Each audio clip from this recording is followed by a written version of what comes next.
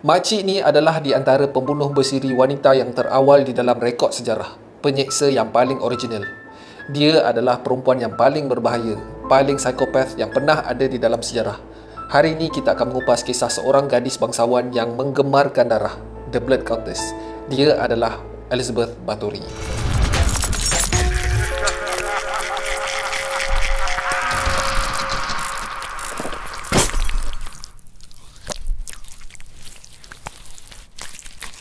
Assalamualaikum, nama aku Bang Boy dan welcome to channel Conspiracy TV di mana Abang Boy akan mengupas kes-kes true crime, kisah misteri, kisah seram dan pelik yang terjadi di serata dunia. Kalau korang berminat dengan konten-konten dark macam ni, korang berada di channel yang paling sesuai untuk orang-orang aneh dan eksotik macam kita ni.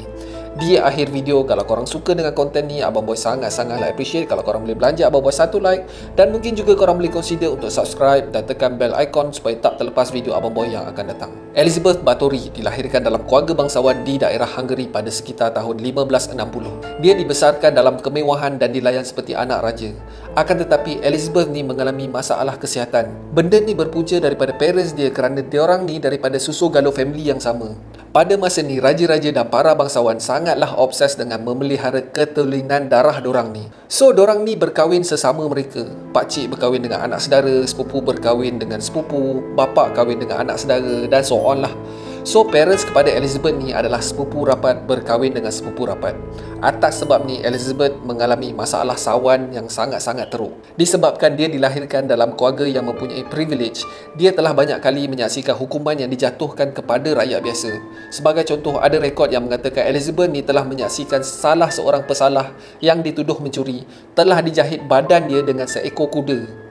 Korang boleh bayangkan tak? Gila hukuman zaman dulu ni. Dan dikatakan juga yang si Elizabeth ni walaupun daripada kecil telah memukul dan memaki orang gaji dia suka-suka hati dia je. Buat salah sikit memang sepak terajang lah makan dia. Pada umur Elizabeth ni mencecah 10 tahun, dia telah ditunangkan dengan keluarga bangsawan yang bernama Ferenc Nadarsky, yang pada masa tu berumur 15 tahun. Walaupun masih bertunang, mengikut adat diorang, Elizabeth ni dipindahkan ke istana tunang dia dan dia diajar oleh bakal mak mentua dia tentang macam mana nak manage kawasan di bawah kuasa mereka. Bila umur Elizabeth mencecah 14 tahun, mereka berdua berkahwin dan suami kepada Elizabeth ni telah menghadiahkan sebuah istana untuk Elizabeth. Dan di sinilah tempat bermula segala perbuatan jijik Elizabeth. Istana Chastece adalah istana yang dibina di tengah-tengah perkampungan pertanian di daerah Little Carpathians, Slovakia. Perkahwinan mereka ni adalah di antara dua keluarga yang paling berpengaruh di Hungary, dan kedua-dua belah mempelai ni dianggap sebagai power couple pada era diorang ni lah. Lebih kurang macam Beyonce dan Jay-Z, Angelina Jolie dengan Brad Pitt, dan Justin Bieber dengan Hailey. Lebih kurang macam tu lah ya. You get the idea. Selama beberapa tahun, Elizabeth sibuk mengendalikan kawasan jajahan suami dia, dan pada masa ini jugalah suami Elizabeth tengah sibuk mempertahankan Hungary daripada kerajaan Uthmaniyah. Suami Elizabeth sebenarnya adalah orang yang sangat-sangat kejam, di mana dia sering dilihat menyiksa askar-askar musuh dengan pelbagai cara. Korang kena ingat, pada zaman ni menyiksa tahanan atau banduan dilihat sebagai sebuah bentuk hukuman. Tak ada apa salah pun. Benda ni membuatkan dia digelar sebagai Black Knight of Hungary. Baguslah, laki bini kepala otak tak betul. Dikatakan bila ada masa je si suami ni bercuti dan balik ke istana, Elizabeth dan suami dia sangat-sangatlah suka menyiksa dan memukul orang gaji istana. Si suami ni mengajak Elizabeth pelbagai cara penyiksaan dan kaedah ni digunakan untuk menyiksa orang gaji. Gila betul. So Elizabeth ni memang daripada awal pun memang tak betul. Tapi dia bertambah jadi tak betul bila pada tahun 1601 seorang orang gaji bernama Anna Darvolya bekerja di situ. Dikatakan Anna ni adalah seorang ahli sihir. Selepas tu perangai Elizabeth terus berubah menjadi semakin kejam. Suami Elizabeth mengajar Elizabeth untuk menyiksa, akan tetapi Anna lah yang mengajar Elizabeth untuk membunuh. Di bawah pengaruh Anna, Elizabeth ni dikatakan bertanggungjawab atas kehilangan gadis-gadis kampung dan orang gaji pada masa tu. Akan tetapi disebabkan pengaruh keluarga Elizabeth dan suaminya, tak ada siapa berani buka mulut. Menurut legenda, semua ni bermula dengan kerisauan Elizabeth yang takut tua. Kulit dia dah mula berkedut dan badan dia dah tak cantik seperti dulu. Pada suatu hari, seorang orang gaji telah terjatuh minuman. Dalam keadaan marah, Elizabeth terus memukul orang gaji ni sampai berdarah-darah guys. Setelah dia bertendang dengan tangan dia yang berdarah tu, dia perasan something. Tempat yang ada topokan darah orang gaji tu, kulit Elizabeth nampak lebih menegang, lebih cantik dan flawless. So dia pun bersembanglah pasal benda ni dengan BFF baru dia iaitu Anna. Anna confirmkan yang pada zaman dahulu, ahli-ahli sihir menggunakan darah gadis sunti untuk kelihatan lebih muda. Caranya adalah dengan melumurkan diri dia dengan darah gadis sunti ni. Baik punya idea. Macam orang kita lah. Orang kita ada mandi bunga, mandi lulur lah, mandi wajib lah. Yang diorang ni mandi darah terus. Hardcore tak hardcore lah. Pada masa ni, suami Elizabeth telah pun jatuh sakit. Dia lumpuh separuh badan. Pada tahun 1604, perkahwinan 29 tahun mereka telah sampai ke penghujung dengan kematian Frank. Pada masa ni, Elizabeth berumur 44 tahun. Selepas kematian suaminya, Elizabeth dilaporkan menjadi lebih sadis, guys. Kejadian memukul boleh dikatakan hari-hari, sehinggakan orang gaji takut untuk berdepan dengan Elizabeth. Pada masa ini jugalah Elizabeth mula mendahagakan darah. Dia bukan lagi puas dengan hanya menyiksa dan memukul gadis-gadis ni. Dengan bantuan BFF dia, mula merancang untuk membuat perkara yang lebih teruk daripada itu. Dia merancang untuk membunuh, tapi dia tak boleh membunuh sebarang orang. So si Elizabeth dan Anna ni merancang untuk mengumpan anak dara sekitar kampung untuk dijadikan korban. Idea diorang ni untuk mengumpan gadis-gadis ni dengan menjanjikan untuk memberi pembelajaran akan kehidupan bangsawan. Lebih kurang macam membuka sekolah lah. Rata-rata gadis ni daripada keluarga yang susah, keluarga petani. Kalau nak diikutkan, memang tak ada peluang pun untuk mereka ni belajar. Day in, day out, mereka hanya bekerja membanting tulang untuk menolong ibu bapa mereka di ladang.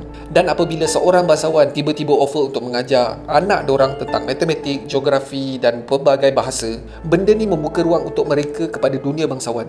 Tanpa berfikir panjang, diorang terus accept offer Elizabeth ni. Padahal mereka sebenarnya telah menempah tiket kepada kehidupan yang singkat yang penuh dengan penyiksaan. Pada masa ni, Elizabeth mempunyai beberapa kroni di dalam istana. Salah satunya adalah Anna the Witch. Lagi seorang adalah seorang babysitter kepada anak-anak Elizabeth yang bernama Ilona Jo. Kawan kepada Ilona ni pula bernama Dorca, turut serta join dalam kroni Elizabeth ni. Tugas mereka adalah untuk menyeksa dan akhirnya membunuh gadis di dalam tahanan mereka. Menurut rekod, Elizabeth sering kali mencari apa saja salah gadis-gadis ni. Dia akan marah, menjerit, memukul dan seterusnya menyeksa mereka tanpa belas kasihan. Ada satu kes di mana salah seorang daripada gadis ni membuat salah dalam menjahit baju. Gadis ni akan dibogilkan dan Elizabeth akan mencucuk jari gadis ni dengan jarum yang sangat-sangat panjang. Dan Elizabeth akan memberi komen seperti, kalau kau dah sakit, kau boleh tarik keluar jarum tu. Dan selepas gadis ni mencabut jarum tu daripada jarinya, Elizabeth terus memotong jari gadis ni dengan pisau, guys. Elizabeth percaya dengan menyeksa gadis-gadis ni sebelum membunuh dorang akan membuat darah gadis ni lebih mujarab untuk memperlahankan proses penuaan. Kaedah yang Elizabeth dan kucu-kucu dia guna untuk membunuh gadis ni adalah dengan menggantungkan gadis ni upside down, kaki di atas, dan leher gadis ni akan dikelar. Darah yang keluar daripada kesan kelar tu akan dikumpulkan dan digunakan untuk mandian Elizabeth. Gila, Mat. Dikatakan bilik bawah tanah istana tu ada satu bilik penyiksaan yang penuh dengan alat-alat penyiksaan gadis-gadis ni. Kemudian mayat-mayat gadis ni akan dicampak keluar dinding istana untuk dijadikan santapan binatang-binatang buas. Pada tahun 1609, berita tentang perbuatan Elizabeth Bathory ni diketahui penduduk kampung. Akan tetapi disebabkan pengaruh dan status keluarga Elizabeth ni, tak ada apa penguatkuasa undang-undang boleh buat. Elizabeth kebal daripada apa-apa saja pendakwaan. Pada masa tu tak ada apa yang rakyat biasa boleh buat untuk keluarga diraja ni. Alasan Elizabeth untuk menjawab tuduhan-tuduhan membunuh ni adalah gadis-gadis tu mati akibat penyakit kolera. Mayat-mayat gadis ni dikatakan terlalu banyak. Kuncu-kuncu Elizabeth ni menanam mayat-mayat ni di sekitar kawasan istana di dalam lubang-lubang yang cetek, sehinggakan mayat ni dimakan oleh binatang-binatang liar, guys. Memang buat kerja main-main. Yalah kan, ada payung besar. Memang buat kerja sambil lewa lah. Kalau apa-apa jadi, status keluarga diraja Elizabeth ni boleh backup diorang. Beberapa tahun kemudian, BFF Elizabeth iaitu Anna mati akibat stroke. Dan pada masa ni Elizabeth mengalami hutang yang sangat banyak. Disebabkan ini salah seorang daripada kuncunya memberi cadangan mereka perlu mengubah taraf status bangsa diorang. Dipercayai dengan membunuh mangsa-mangsa yang berdarah bangsawan pula, nasib Elizabeth akan berubah. Elizabeth akan menjadi kaya raya kembali dan segala hutang-hutangnya akan langsai. Dia decide untuk buka sekolah untuk gadis-gadis bangsawan. Benda ni menjadi perfect cover up untuk mengumpan gadis-gadis naif dengan menggunakan sepenuhnya status family Elizabeth. Lebih kurang macam international school lah pada masa sekarang ni. Yang paling best, Elizabeth mengenakan bayaran untuk setiap seorang untuk masuk ke sekolah dia ni. Tetapi in reality, ini adalah titik kejatuhan kepada perbuatan jijik mereka. Kalau sebelum ni, keluarga kepada mangsa Elizabeth adalah daripada kelas bawahan. Tetapi kali ni, keluarga mangsa-mangsa dia adalah daripada status bangsawan, guys. Setelah sekian lama keluarga tak dapat berita tentang anak kesayangan mereka, mereka mula menggesa pihak berkuasa tempatan untuk mengambil tindakan. Sampaikan mereka merayu kepada Raja Matthias II, iaitu Raja Hungary pada masa tu.